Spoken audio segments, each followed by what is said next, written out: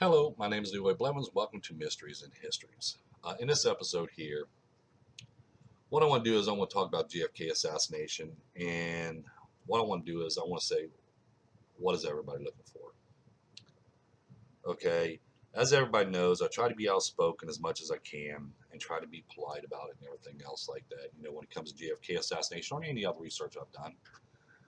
But sometimes I had to sit back and think of what are people really looking for? Okay, are they looking for truth? Are they looking for this, looking for that? Okay, like I said, I point out facts when it comes to JFK assassination. You can spend the next 100 years, 200 years, 300 years going over stories or coming up with new stories other people can come up with and everything else. No one really is going to have the definite answer of who was behind the assassination of JFK. This is a fact, okay? All we're going to get is speculations, okay? We're going to get stories and everything else. That's all that's all we do. Even me, okay? I said that KGB was behind it, and I point out the evidence I show, but it's still no good. So, we're going to go just based on that. Okay, fine, dandy. You know what I'm saying. The people that was involved in JFK assassination, okay, they're long gone now. All the assassins that was there that day, they're gone. Okay, there's no going to be no prosecution to this case. Okay, so one thing as a researcher can do is piece together on what took place that day. That's all he can do, or she. He or she can do is just piece together what took place that day and everything else. That's all that can be done. No prosecution is going to happen to any of these cases, to anybody in here. Okay, but I want to point out some facts here and show some things and stuff like that. Okay, as I present in my videos and in my books and everything else. Okay, of I show 4 locations of 5 gunmen. Okay, second floor of the county records building, rooftop of the county records building, sixth floor Texas School Book Depository, and 2 men inside, 2 gunmen inside shelter number 3. Okay, I still get people says, "Oh no, there was shots from the south side, there was shots from this building, there was shots from that building." Okay, or shots from the grassy knoll and stuff like that. I want to point out some facts here. Okay, and I want to go over some of this as well. All right. One, as I say all the time, excuse me, I say all this all the time. Where's the evidence? There's no evidence. All there is a story to back up what they're talking about. Okay. Now, for a gunman to be over here, it'd be senseless to place a gunman over here because when we go over the case and we're looking at it, JFK and Governor Connally is on the right side of the vehicle. Mrs. Kennedy and Mrs. Connally is on the left side of the vehicle. So any shots coming from the left side of the vehicle, or what they would call the south side of Dealey Plaza, would end up striking either Mrs. Connally or Mrs. Kennedy. They can't take that. No bullets are going to jump over top of them. Okay, so they cannot do that. Okay, they're not going to place a gunman over here. And even if there was gunman over here, there was no shots fired. Do you understand what I'm saying? If they place gunman here, which I'm going to bring this up right here. If they place gunman over here, if you watch my cursor, it doesn't matter. No shots were fired from that location. If they had gunmen behind the picket fence area, what does it matter? It doesn't matter no more because no shots came from that location. Okay, by the photographic evidence, by the films, and by the images and everything else, photographic evidence, there's 13 shots fired that day. Okay, the location of those shots, where they came from, as I point out here, okay, from the Texas School Book Depository in the 6th floor, only 2 shots came from that direction. Shelter number 3, only 2 shots came from that direction. Most of your shots that was taken that day was from the second floor of the county records building and the rooftop of the county records building. And when we study these, okay, when we study these shots, okay, we could tell that this shot here was the first shot JFK came in from the left going out to the right. Shot to Governor Connally, again, coming in from left going out to the right. The shot to the steps, ricochet to strike steps here and ricochet off to the right. So it's coming in from left going out to the right. Same as the sign. When we measure the sign, we look at the sign on the lamppost. Okay, we see the bullet coming in to a point and then ricocheting out back off to the right. So it's coming in from left going out to the right. All these shots right here, 2 shots in the manhole cover, 2 shots which I'm going to use my cursor because you can't see it. So we got 2 shots here to the manhole cover, the curb shot, and a shot in the grass area, all in the same line of fire, coming in, going out to the left. Okay, everything's going out to the left. That's what I'm saying. People don't understand. I mean, going out to the right. Nope, to the left, excuse me, to the left. And that's what I'm saying. People don't understand. When you take all 5 of these shots and you line them back up, it's all in the same line of fire. So we know this one gunman here took all 5 of these shots. We know 2 shots came from here. Okay, 1, 2, right here. We know 2 shots came from this location here. So why have gunmen behind the shelter? I mean, behind the picket fence area here when you got 2 gunmen here? So why would have 2 gunmen here, 1 gunman here, 1 gunman here, 1 gunman here, 1 gunman here, 1 gunman here? Because that's too many people out with guns and stuff like that. And someone's going to pay attention to it. And someone's going to say, hey, you know, there's gunmen right here. So let's go ahead and tackle them, okay, and beat them up and everything else, because that's the way it is. But no shots came from the picket fence area. No shots came from the south side. No shots came from the Dow Tex building. The only shot locations came from was the County Records building, Texas School Book Depository, and shelter number 3. That's the only where the shots came from. So what are people looking for? Okay, the fatal headshot. Okay, everybody wants to keep on bringing up the fatal headshot. Okay, fatal headshot came from this gunman right here inside of shelter number 3. We can know this because when we watch the films, we watch the images, we line it up, we can see the gunman taking that shot from the window of the Pelagora of shelter number 3. We see him right here. We see him take that shot, sparks, and the smoke trail from the rifle. This is from the Orville Nix film. We can see it. And then when we line up the Orville Nix film, frame 26 lines up with frame 313 of the Zapruder film, which now we can see the impact of the bullet entering JFK's head. So the shot was fired from the shelter. Where the bullet made contact with was JFK's head. Fatal headshot. So see, there ain't no sense in worrying about gunmen behind the picket fence area. There's no sense in worrying about a gunman in the Dow Tex building or over here on the south side because no shots came from the location anyway. So it really doesn't matter. Okay, you could tell a person to aim a rifle, you could tell a person to aim a gun, but it takes that person to take that shot. He don't have to take that shot if you don't want to. So see, they're not going to be any evidence you find or anybody you're going to find over here, a gunman over here and stuff. It really doesn't matter because they didn't take no shots that day. No gunman inside the Dow Tex building or on the rooftop of the Dow Tex building. Nobody took a shot from that location. Only ones can be accountable for anything in the assassination of JFK is the people in the locations, as I point out here, that actually took shots that day. Okay, the good 2 gunmen right here. We got this gunman here took a shot to JFK and Governor Connally. This guy up here just took distraction shots. Oswald took 2 shots at JFK.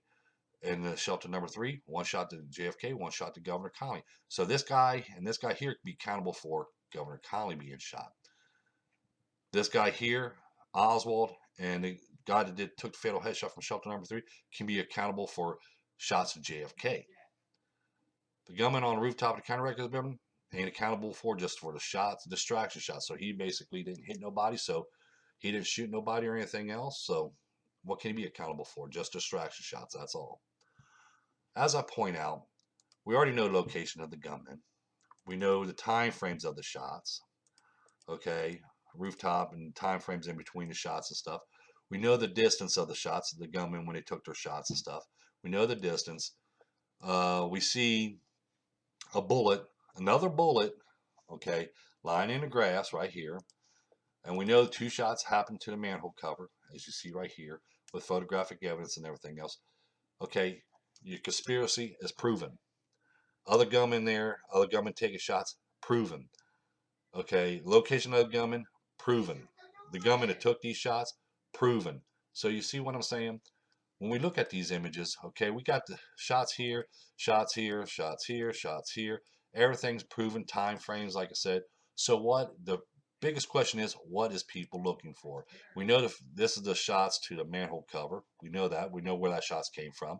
We know there's bullet casing found up here in 1975. We see the location of the manhole cover. Even today, we can go there and still touch both of the bullet holes and stuff like that. So that's proven. Okay, which proves there was a conspiracy, which means there was more than 3 shots fired. And then we had the eyewitness accounts, photographic evidence of the 2 gunmen inside shelter number 3, taking their shots from that location, make contact with JFK and Governor Connally. Eyewitness accounts where they claimed the assassin was and where the shots came from behind.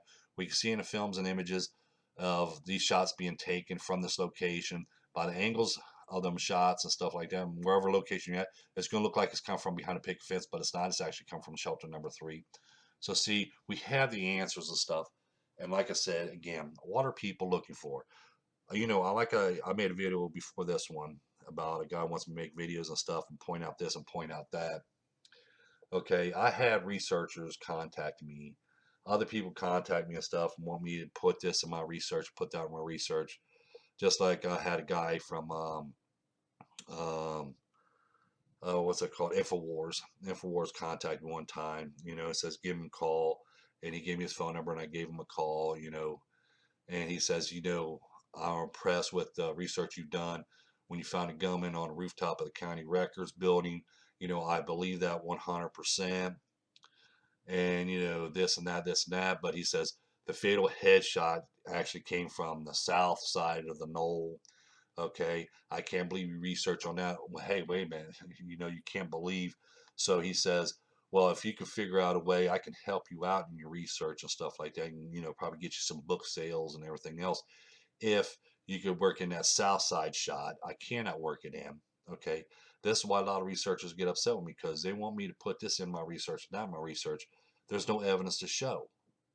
As the video I pointed out when I made earlier, okay, one before this one here, where I was asking a question, you know, there was a gunman, there was a guy with a walkie-talkie inside of a truck on the side of Elm Street there, and between Elm Street and Texas School Book Depository. I made that video, but there was nobody in that truck with a walkie-talkie. We cannot see nobody there.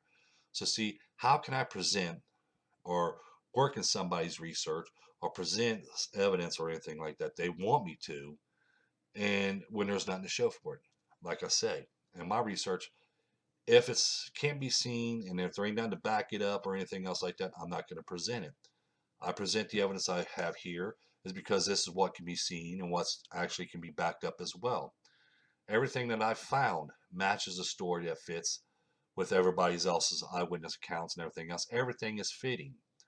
Okay, that's why people I don't understand is what is people looking for now, because they're still pushing the fatal headshot coming from the grassy knoll, the picket fence area, or James Files took it, or Charles Harrelson took it, excuse me, or somebody from on the south side took it, south side of the knoll took it, or the Daltex building.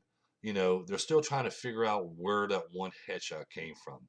Okay, when I sit there and I point out in my videos and stuff, instead of worrying about where the fatal headshot was coming from, and this is what I don't understand as well. Everybody's talked about that. But instead of worrying about that fatal headshot to prove that fatal headshot came from a different location, why not take what was already presented in evidence before, like the manhole cover shots?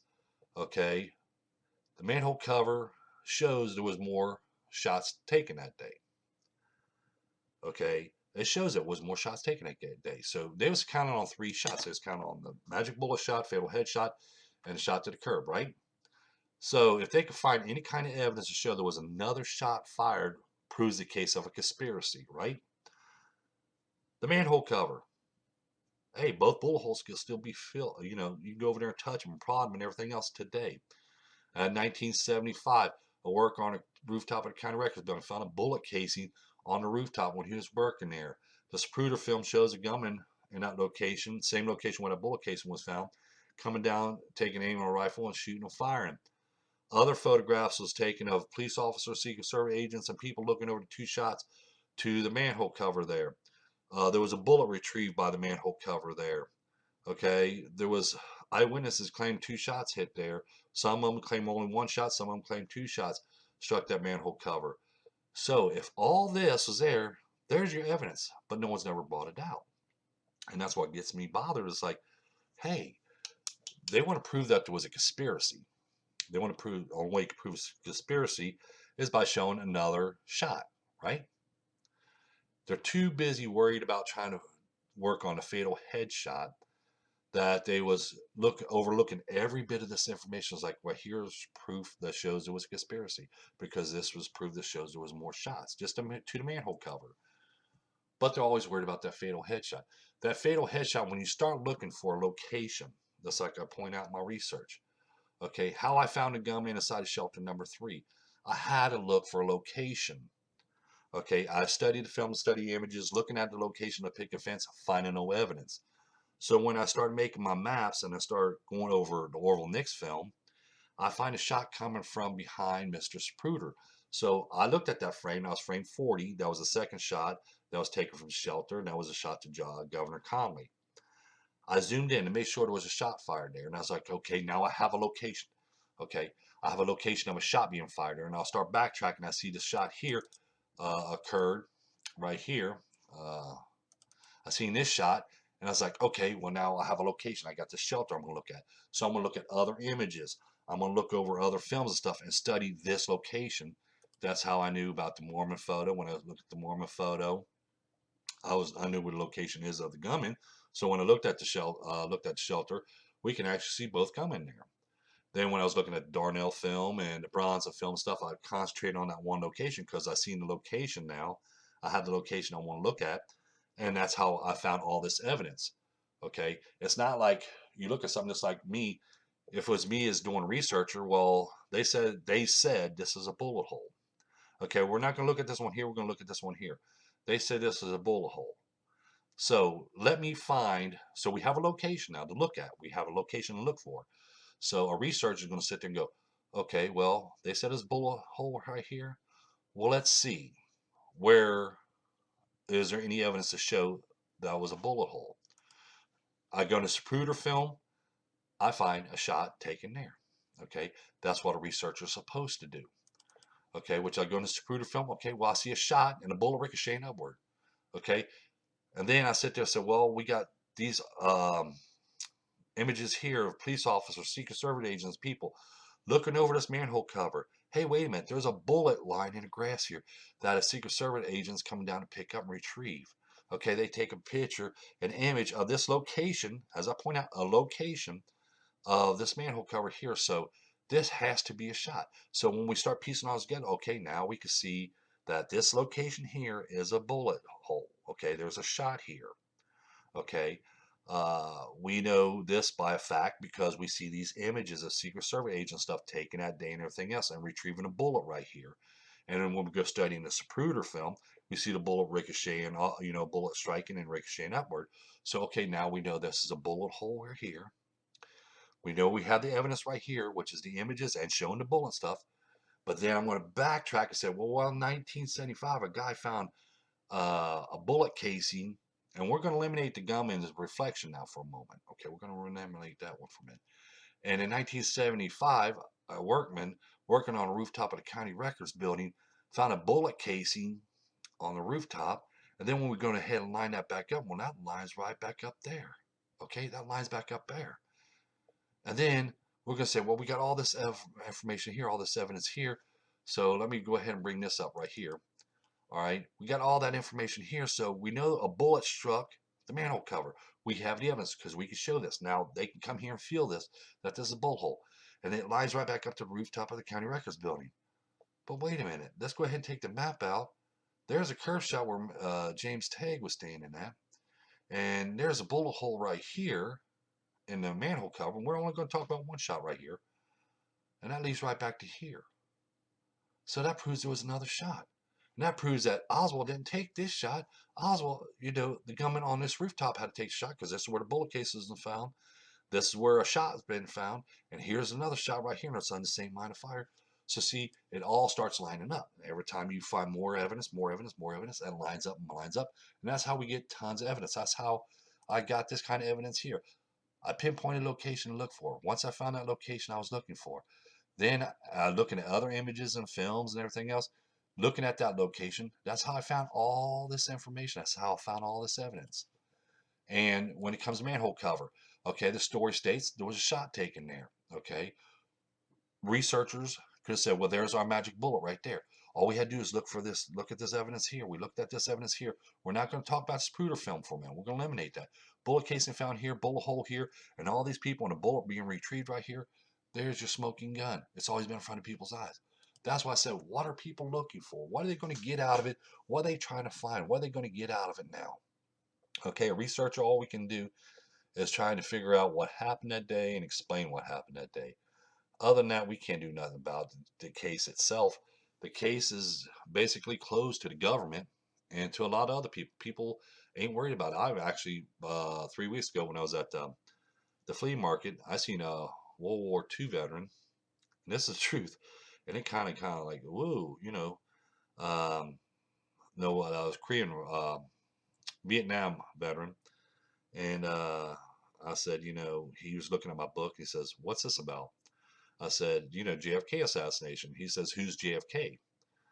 And I was looking at his hat, and it says Vietnam veteran on it. I said, "Are you from Vietnam?" He says, "Yeah." And I said, JFK, JFK, United States, the president was shot in Dallas. He says, "Never heard of it." And I said, "What happened in 1963?" He says, "Well, that's because I was probably stationed over in Germany." But still, he never heard of it even when he came back. He never even knew about JFK or anything else. Now, that was kind of funny to me, but it's like nobody really cares no more about the JFK assassination or anything like that, you know?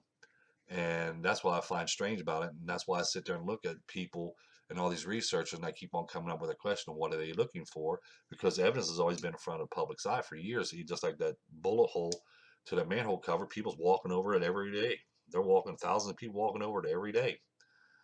And they're just stepping over evidence is what they're doing.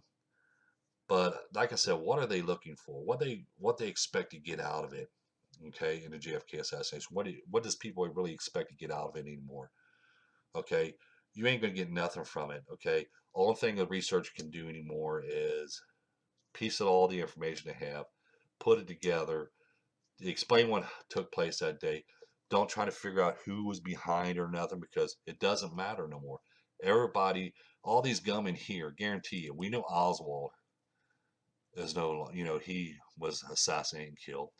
This gunman here, he's probably gone by now. This gunman here is probably gone by now. These two gunmen right here is probably gone by now. Okay. James Files, okay, they say, oh, James Files behind a picket fence. Okay. If he was, honestly, if anybody took his story seriously and everything else, he could be convicted for it. Okay. Well, no charges being brought upon him, so it doesn't matter no more. Like I said, all we can do is explain or trying to figure out what really took place that day. Like I said, it doesn't matter if the shots came from here, came from there.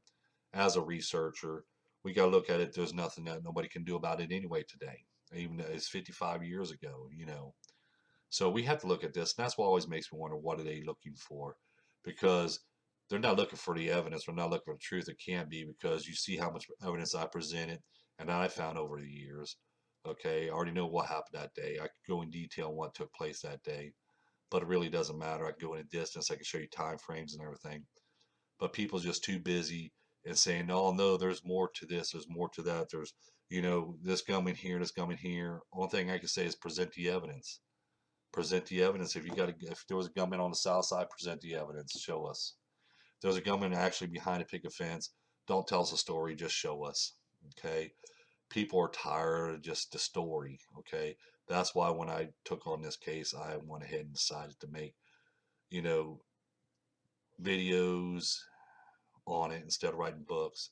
I decided to make videos and present the evidence, okay? Because I was presenting them already online and stuff and still images, but people's not getting full of the whole information from it. So that's when I started making videos and posting on JFK assassination so they get the whole story. So I just wanted to make this video here and a little bit more, like I said, what are really people's looking for? What doesn't really matter anymore? Because it really, there's nothing we can do about it today's society. There's nothing we can really do about who's going to be behind assassination or who's going to be charged with the murder of JFK and stuff. Because there's nothing that we can actually do today because most of the people in the JFK assassination already passed away and there ain't that many left. Okay. So there's really nothing we can do.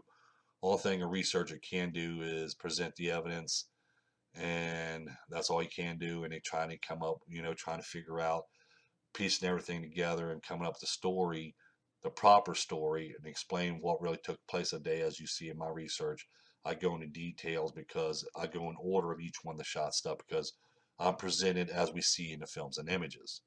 So don't forget that like button. Don't forget to subscribe. Don't forget to tell your friends about us. Share this video with so other people has this information as well in my other videos. and stuff. And everybody, don't forget, have that pleasant day.